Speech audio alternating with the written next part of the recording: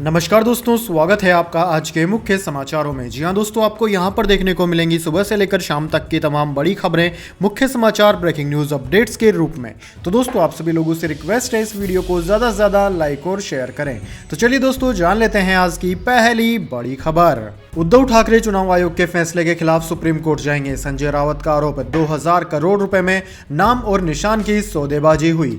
जी हां दोस्तों, चुनाव आयोग ने शनिवार को शिवसेना पार्टी के नाम और चिन्ह धनुष बाण पर एकनाथ शिंदे के दावे को मंजूरी दे दी। अब उद्धव ठाकरे चुनाव आयोग के इस फैसले के खिलाफ सुप्रीम कोर्ट जाएंगे। ठाकरे ने रविवार को अपने घर मातोश्री में पार्टी के कार्यकर्ताओं और नेताओं की बैठक बुलाई। शिंदे गुट भी सुप्रीम कोर्ट में केवीएट यानी कि विरोध पत्र दाखिल करेगा, यानी कि चुनाव आयोग के फैसले को चुनौती दी जाएगी। तो शिंदे गुट को सुने बिना कोर्ट फैसला नहीं देगी। इन सब के बीच ठाकरे गुट के नेता संजय राउत ने कहा कि शिवसेना से उसका नाम और निशान छीनने के लिए 2000 करोड़ का लेन देन हुआ। संजय राउत ने चुनाव आयोग के फैसले को सौदेबाजी बताया। कहा कि अमित शाह क्या बोलते हैं उस पर महाराष्ट्र के लोग ध्यान नहीं देते। जो सत्य को खरीदने का काम करते हैं वो झूठ और सच की क्या बात कर रहे हैं। इसका निर्णय जनता समय आने पर करेगी। शिवसेना किसी की थी और किसी की होगी, यह फैसला महाराष्ट्र के लोग लेंगे। संजय राउत ने कहा कि शिवसेना और उसका निशान तीर कमान छीना गया है और ऐसा करने के लिए 2000 करोड़ रुपए का लेन देन हुआ है। इसके बाद दोस्तों, अगली बड़ी खबर। आज मेरी गिरफ्तारी हो सकती थी, शराब नीति को लेकर सीबीआई के समन पर बोले मनीष सिसोदिया। जी हां दोस्तों, दिल्ली के डिप्टी सीएम मनीष सिसोदिया ने शराब नीति वाले मामले को लेकर सीबीआई के समन के बाद बड़ा दावा किया। उन्होंने कहा कि आज को सीबीआई उन्हें गिरफ्तार कर सकती थी। दोस्तों, आपकी जानकारी के लिए बता दें, सीबीआई सिसोदिया को जल्द ही दूसरा समन जारी कर सकती है। उन्होंने कहा कि उन्हें पहले ही आशंका हो गई थी कि आज बीजेपी उन्हें गिरफ्तार करवाएगी। उन्होंने आगे कहा कि मैं गिरफ्तारी से नहीं डरता और न ही मैं सवालों से भाग रहा हूं। बीजेपी को बदला लेना है तो ले, लेकिन दिल्ली वालों के बजट को डीरेल करने की कीमत पर यह बदला नहीं लिया जाना चाहिए। मनीष सिसोदिया ने कहा कि सीबीआई के साथ एक्साइज पॉलिसी के मामले में मैंने हर जांच में सहयोग किया, हर बार पूछताछ में सहयोग किया, लेकिन यह दिल्ली के लिए महत्वपूर्ण समय है क्योंकि मैं अभी दिल्ली के लिए अगले 1 साल का बजट तैयार कर रहा हूं। बजट की पूरी तैयारी फाइनल स्टेज पर है। फरवरी के अंत तक मुझे इसे तैयार करके अप्रूवल के लिए केंद्र सरकार को भेजना है। इसलिए मैंने सीबीआई के अधिकारियों से अपील की है कि फरवरी के अंत में मुझे बुला लें। मुझे कोई दिक्कत नहीं है, मैं सारे सवालों के जवाब दूंगा। मैं एक्साइज पॉलिसी से जुड़े सभी सवालों के जवाब दूंगा, लेकिन अभी बजट की प्रक्रिया को डीरेल न करें। इसके बाद दोस्तों, अगली बड़ी खबर। बीबीसी दफ्तर में सर्वे के दौरान पत्रकारों को घंटों काम करने से रोका गया। सीडीबीटी के दावे पर उठे सवाल। जी हां दोस्तों, बीबीसी ने आरोप लगाया है कि हाल ही में दिल्ली और मुंबई स्थित उनके दफ्तरों में सर्वे के दौरान आयकर विभाग के अधिकारियों ने पत्रकारों को काम करने से रोका था। आयकर विभाग की टीम मंगलवार को बीबीसी के दफ्तर में सर्वे करने पहुंची थी। 3 दिन बाद गुरुवार शाम को सर्वे पूरा हुआ। सर्वे को लेकर केंद्रीय प्रत्यक्ष कर बोर्ड सीडीबीटी ने बयान जारी कर कहा कि सर्वे इस तरह से किया गया था ताकि मीडिया चैनल की गतिविधियां जारी रखी जा सके। वहीं बीबीसी की रिपोर्ट सीबीडीटी के इस दावे का खंडन करती है। बीबीसी हिंदी पर प्रकाशित रिपोर्ट में कहा गया कि इस दौरान कई घंटे बीबीसी के पत्रकारों को काम नहीं करने दिया गया। इसमें बीबीसी के कर्मचारियों के साथ आयकर विभाग और पुलिस कर्मियों के दुर्व्यवहार का भी दावा किया गया है। बीबीसी की रिपोर्ट कहती है कि पत्रकारों के फोन रखवा लिए गए और उनसे काम करने के तरीके के बारे में पूछा गया था। पत्रकारों को सर्वे के बारे में कुछ भी लिखने से रोकने की बात भी कही गई। हालांकि यह कहा गया है कि सीनियर एडिटर्स के विरोध के बाद काम करने दिया गया। इसमें हिंदी और अंग्रेजी के पत्रकारों को काम से रोके जाने का जिक्र है। दोस्तों, वीडियो में आगे बढ़ने से पहले मैं आपको बताना चाहूंगा आईसीसी विन एप्लीकेशन के बारे में, जहां पर आप लाइव क्रिकेट, फुटबॉल और कैसीनो गेम्स ऑनलाइन देख सकते हैं। जैसे ही दोस्तों आप यहां पर साइन अप करेंगे, आपको 200 रुपए का वेलकम बोनस मिल जाएगा। दोस्तों, यहां पर किसी भी तरीके के एजेंट का कोई झंझट नहीं है। तो जैसे ही आप साइन अप करते हैं, आपको एक स्पोर्ट्स ट्रेडिंग आईडी भी मिल जाएगी, जहां से आप सीधे अपने अकाउंट को ऑपरेट कर सकते हैं। दोस्तों, ICC win app 100% trusted sport exchange and casino platform है। यहां पर आप फोन पे, यूपीआई, पेटीएम आदि के माध्यम से डिपॉजिट कर सकते हैं। दोस्तों, अगर आप इस एप्लीकेशन को अपने दोस्तों के साथ रेफर करते हैं तो आपके दोस्तों को और आपको दोनों को 500 रुपए मिल जाएंगे। वहीं दोस्तों, बेस्ट प्रमोशन ऑफर लेने के लिए अगर आप 500 रुपए का डिपॉजिट करते हैं तो आपको यहां पर 1500 रुपए का बोनस मिलेगा। इसके अलावा अगर आप 20,000 रुपए के स्लॉट में डिपॉजिट करते हैं तो आपको 100%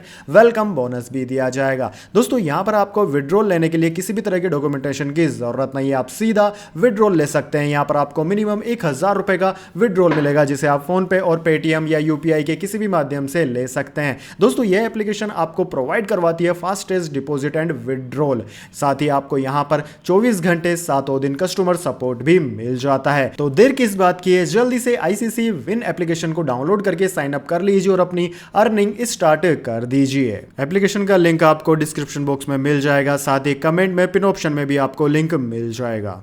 इसके बाद दोस्तों अगली बड़ी खबर, अब्बास अंसारी की पत्नी निकहत के आईफोन में मिले विदेशी नंबर, 8 घंटे तक हुई पूछताछ, ड्राइवर की रिमांड जारी। जी हां दोस्तों, सुहलदेव भारतीय समाज पार्टी के विधायक अब्बास अंसारी की पत्नी निकहत बानो और उनके ड्राइवर से पुलिस पूछताछ कर रही है। दोनों से दूसरे दिन 8 घंटे तक पूछताछ चली। पूछताछ की कार्रवाई के दौरान पुलिस लाइन चित्रकूट में कड़ी सुरक्षा व्यवस्था रखी गई।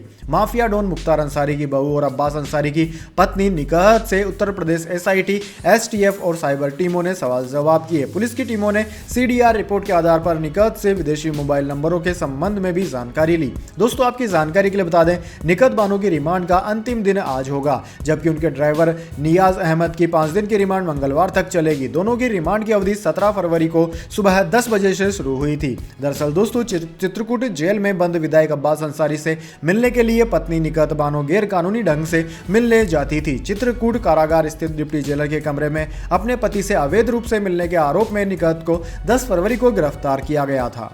इसके बाद दोस्तों अगली बड़ी खबर, अडानी ग्रुप के लिए राहत भरी खबर, इस दिग्गज कारोबारी के ऐलान से खुश हो जाएंगे अडानी। जी हां दोस्तों, हिंडनबर्ग रिसर्च की रिपोर्ट सामने आने के बाद एक समय देश के सबसे अमीर व्यक्ति रहे गौतम अडानी के कारोबारी साम्राज्य में उथल पुथल मची हुई है। हालांकि रियल एस्टेट कारोबारी केपी सिंह का मानना है कि अडानी डेवलपमेंट से भारत के प्रति वैश्विक निवेशकों का भरोसा नहीं डिगा है। उन्होंने इन चर्चाओं को भी खारिज कर दिया है कि अडानी ग्रुप को ऊपर के निर्देश के बाद बैंकों ने कर्ज दिया था। हिंडनबर्ग रिसर्च की रिपोर्ट 24 जनवरी को आई थी। उसके बाद से ही अडानी ग्रुप की कंपनियों के शेयरों में जबरदस्त बिकवाली का सिलसिला चल रहा है। दोस्तों डीएलएफ के मानद चेयरमैन केपी सिंह ने कहा कि यह एक कॉर्पोरेट ग्रुप से जुड़ा अस्थायी झटका है। इससे भारत के प्रति निवेशकों का भरोसा कम नहीं हुआ है।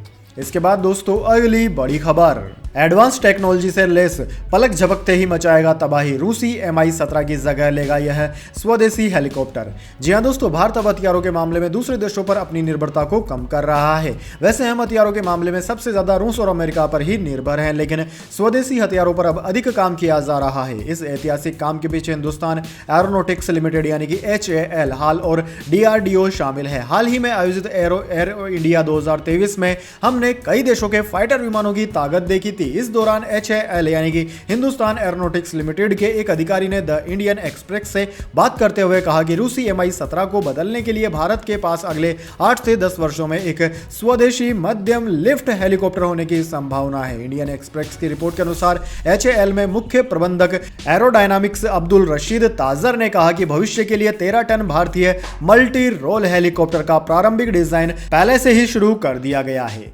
इसके बाद दोस्तों अगली बड़ी खबर, प्रधानमंत्री नरेंद्र मोदी का सपना बना वरदान, 4 साल में 74,000 कैंसर मरीजों को मिला इलाज, 10% से ज्यादा ने जीती जंग। जी हां दोस्तों, 2014 में प्रधानमंत्री नरेंद्र मोदी ने वाराणसी में कैंसर हॉस्पिटल का उद्घाटन किया था, जो 2018 में पूरा हुआ और काशी हिंदू विश्वविद्यालय प्रांगण में महामना पंडित मदन मोहन मालवीय कैंसर केंद्र एंड होमी भाभा कैंसर अस्पताल के रूप में स्थापित हुआ। हॉस्पिटल के चौथे स्थापना दिवस के मौके पर अस्पताल प्रशासन द्वारा पंजीकृत मरीजों का आंकड़ा जारी किया गया। आंकड़े में कैंसर की हार और जिंदगी की जीत का आंकड़ा सामान्य से 50% ज्यादा सामने आया है। आंकड़ों के अनुसार 4 सालों में अब तक दोनों अस्पतालों में 74,277 मरीजों का पंजीकरण किया जा चुका है, जिनमें से 50% से ज्यादा कैंसर मरीजों ने इस लाइलाज बीमारी को हराकर जिंदगी हासिल कर ली है। इसके बाद दोस्तों अगली बड़ी खबर, India versus Australia second test match, Ravindra Jadeja के कमाल से टीम इंडिया ने ऑस्ट्रेलिया को 6 विकेट से हराया, सीरीज में बनाई 2-0 की बढ़त।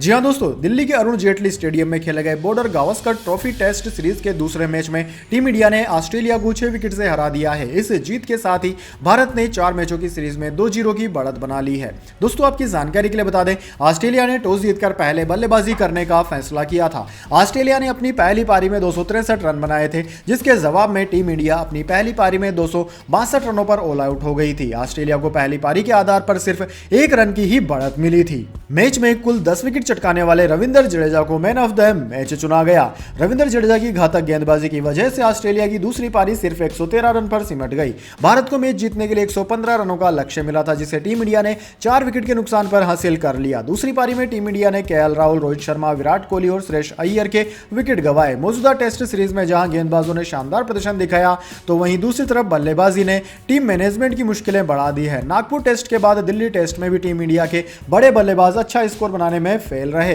दोस्तों, आपकी जानकारी के लिए बता दें, भारत ने नागपुर टेस्ट में ऑस्ट्रेलिया को पारी और 132 रनों से हराया था। नागपुर टेस्ट की तरह दिल्ली टेस्ट भी तीसरे दिन ही खत्म हो गया। इसके बाद दोस्तों अगली बड़ी खबर, राहुल गांधी सनातन के लिए काम कर रहे हैं, बागेश्वर धाम वाले धीरेन्द्र शास्त्री ने दिया यह जवाब। जी हां दोस्तों, बागेश्वर धाम वाले धीरेन्द्र शास्त्री हिंदू राष्ट्र वाले बयानों को लेकर फिर से चर्चा में है। इस बीच धीरेन्द्र शास्त्री ने एबीपी न्यूज को इंटरव्यू दिया। इसी इंटरव्यू में राहुल गांधी को लेकर उनसे सवाल किया गया, तो उन्होंने क्या कुछ कहा यह हम आपको बता रहे हैं। दरअसल दोस्तों, धीरेन्द्र शास्त्री से जब पीएम मोदी के बारे में पूछा गया तो उन्होंने कहा कि बहुत अच्छा विचार है जो सनातन का कार्य करेगा, उसके साथ हम हैं। साथ ही उन्होंने यह भी कहा कि राजनीति से उनका कोई लेना देना नहीं है। जब उनसे राहुल गांधी के बारे में पूछताछ की गई तो उन्होंने जवाब देने से इनकार कर दिया। साथ ही कहा कि किसी भी राजनेता पर कोई कमेंट नहीं करूंगा। क्या राहुल गांधी सनातन का काम कर रहे हैं, इस सवाल पर उन्होंने सीधे कह दिया कि मुझे पॉलिटिक्स की तरफ मत ले जाइए, पॉलिटिक्स का नाम भी मत लीजिए, पॉलिटिक्स में मेरी कोई रुचि नहीं है। यानी कि दोस्तों धीरेन्द्र शास्त्री यहां पर सीधे सीधे पॉलिटिकल सवालों से बचते नजर आए। इसके बाद दोस्तों अगली बड़ी खबर, सेंसेक्स की टॉप 10 में से 5 कंपनियों का मार्केट कैप 95,337.95 करोड़ बढ़ा। रिलायंस इंडस्ट्रीज को हुआ सबसे ज्यादा फायदा। जी हां दोस्तों, सेंसेक्स की टॉप 10 में से 5 कंपनियों के बाजार पूंजीकरण में पिछले हफ्ते 95,337.95 करोड़ रुपए की बढ़ोतरी दर्ज की गई। सबसे ज्यादा लाभ में रिलायंस इंडस्ट्रीज रही। दोस्तों, आपकी जानकारी के लिए बता दें कि पिछले हफ्ते बीएसई का 30 शेयरों वाला सेंसेक्स 319.87 अंक यानी कि 0.52% के लाभ में रहा था। रिलायंस इंडस्ट्रीज के अलावा आईसीआईसीआई बैंक, एचडीएफसी, आईटीसी और भारती एयरटेल के मार्केट कैप में भी बढ़ोतरी हुई। वहीं दूसरी ओर टाटा कंसल्टेंसी यानी कि TCS, HDFC bank, Infosys, Hindustan Unilever और भारतीय स्टेट बैंक के मार्केट कैप में गिरावट दर्ज की गई। इसके बाद दोस्तों अगली बड़ी खबर, शहजादा बॉक्स ऑफिस कलेक्शन। दूसरे दिन भी बॉक्स ऑफिस पर फीका पड़ा शहजादा। जाने कार्तिक आर्यन की फिल्म ने कितना बिजनेस किया। जी हां दोस्तों, अभिनेता कार्तिक आर्यन अपनी फिल्म भूल भुलैया 2 के बाद बी टाउन के अगले सुपरस्टार कहे जाने लगे थे। हालांकि फिल्म शहजादा ऑडियंस पर अपनी छाप छोड़ने में बहुत स्लो रही। पहले दिन का कलेक्शन उम्मीद से ज्यादा कम रहा और दूसरे दिन के बिजनेस में भी कुछ खास इजाफा नहीं हुआ। दरअसल दोस्तों, कार्तिक आर्यन और कृति सेनन स्टारर मूवी शहजादा का दूसरे दिन का बॉक्स ऑफिस कलेक्शन में थोड़ा इजाफा जरूर हुआ, लेकिन कुछ खास नहीं। फिल्म क्रिटिक्स तरण आदर्श के मुताबिक पहले शनिवार को फिल्म ने भारत में सिर्फ 6.65 करोड़ रुपए कमाए। फिल्म ने 2 दिन में कुल 12.65 करोड़ रुपए का बिजनेस किया। वीकेंड और ऊपर से महाशिवरात्रि की वजह से फिल्म को थोड़ा हाइप मिला है, लेकिन क्रिटिक्स इसकी ज्यादा उम्मीद लगा रहे थे। अब फिल्म को पहले रविवार से यानी कि तीसरे दिन से उम्मीद है। इसके बाद दोस्तों अगली बड़ी खबर, अब फ्री में बदलें कटे फटे नोट, वापस मिलेगा पूरा पैसा, बस करना होगा छोटा सा काम।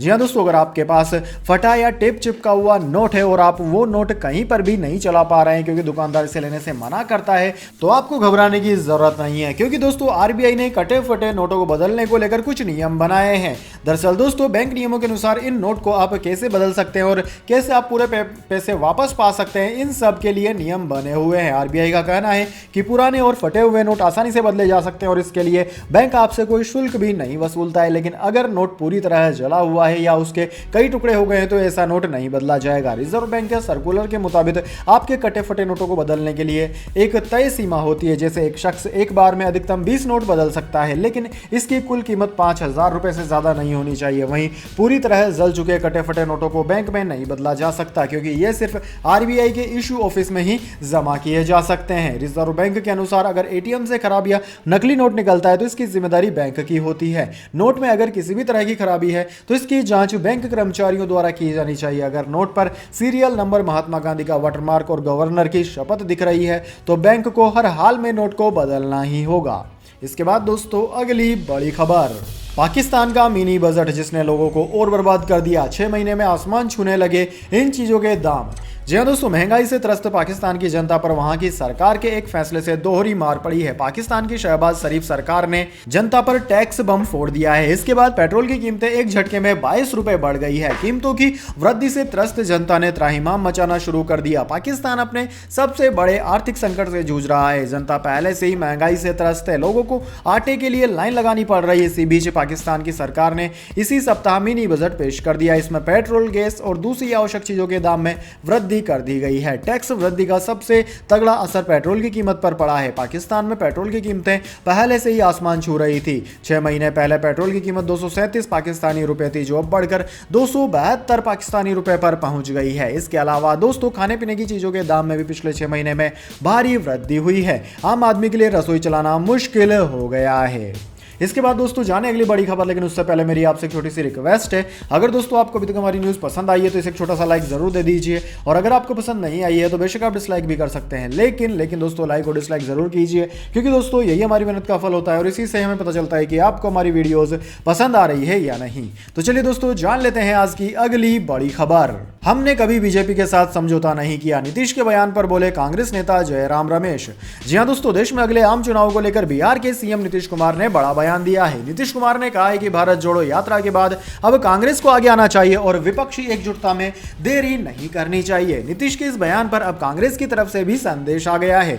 कांग्रेस नेता जयराम रमेश ने भारत जोड़ो यात्रा को लेकर कहा कि विपक्ष की एकता जरूरी है। इस एकता के लिए ही कांग्रेस ने भारत जोड़ो यात्रा निकाली थी। हम अपनी भूमिका अच्छी तरह से जानते हैं। कांग्रेस एकमात्र पार्टी है जिसने कभी बीजेपी से समझौता नहीं किया। हमारा एक ही चेहरा है और हम बीजेपी के सामने हैं। विपक्षी एकता के सवाल पर जयराम रमेश ने कहा कि भारत जोड़ो यात्रा के दौरान सभी पार्टियों को न्योता दिया गया था। यात्रा के दौरान परिवर्तन देखने को मिला। अब इस यात्रा को लेकर ही अधिवेशन हो रहा है। उन्होंने आगे कहा कि मजबूत कांग्रेस के बिना विपक्षी एकता संभव नहीं है। कई राज्यों में कांग्रेस गठबंधन में है। इसके बाद दोस्तों अगली बड़ी खबर, रॉक स्टार रविंद्र जडेजा 10 साल से ऑस्ट्रेलिया नहीं निकाल पाया तोड़, कैसे चोट से उबरकर पलट दी सीरीज।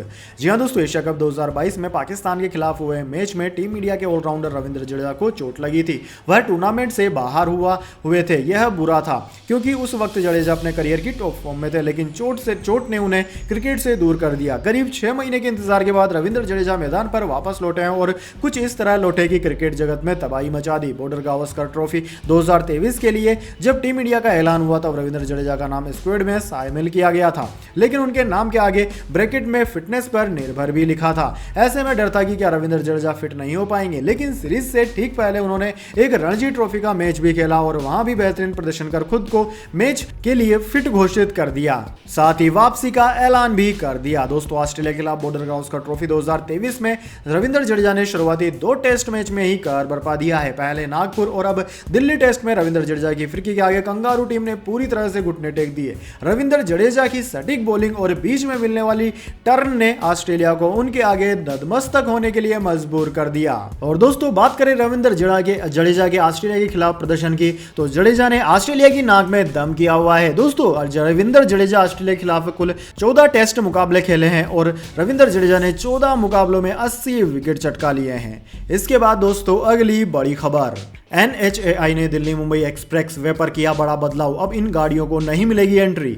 जी हां दोस्तों, भारतीय राष्ट्रीय राजमार्ग प्राधिकरण ने दिल्ली मुंबई एक्सप्रेस वे के हाल ही में लॉन्च किए गए खंड पर कुछ वाहनों के प्रवेश पर रोक लगा दी है। दिल्ली मुंबई एक्सप्रेस वे के नए लॉन्च किए गए चरण 1 में मोटरसाइकिल और स्कूटर, तिपहिया, गेयर मोटर चलित वाहनों और ट्रेलरों के साथ या बिना ट्रैक्टर सहित 2 पहिया वाहनों को प्रवेश से रोक दिया है। NHAI ने इस पर गजट नोटिफिकेशन जारी कर दिया है। गजट नोटिफिकेशन में कहा गया है कि उच्च गति वाले वाहनों की आवाजाही तुलनात्मक रूप से धीमी गति से चलने वाले वाहनों की सुरक्षा के लिए जोखिम पैदा कर सकती है, जैसे 2 पहिया, तिपहिया और अन्य धीमी गति से चलने वाले वाहन जैसे कि गैर मोटर चालित वाहन, कृषि ट्रैक्टर आदि। अधिसूचना में कहा गया है कि इस एक्सप्रेस वे को हाई स्पीड कॉरिडोर के रूप में विकसित किया गया था और एक्सप्रेस वे के लिए विभिन्न प्रकार के मोटर वाहनों के लिए अधिकतम गति सीमा अधिसूचित की गई है, जो कि 80 किलोमीटर प्रति घंटा से 120 किमी प्रति घंटा के बीच है। अधिसूचना में यह भी कहा गया है कि इस एक्सप्रेस वे के विकास से पहले स्थानों को जोड़ने, विभिन्न गंतव्य बिंदुओं तक पहुंचने के लिए जनता के लिए वैकल्पिक मार्ग और सड़कें उपलब्ध थी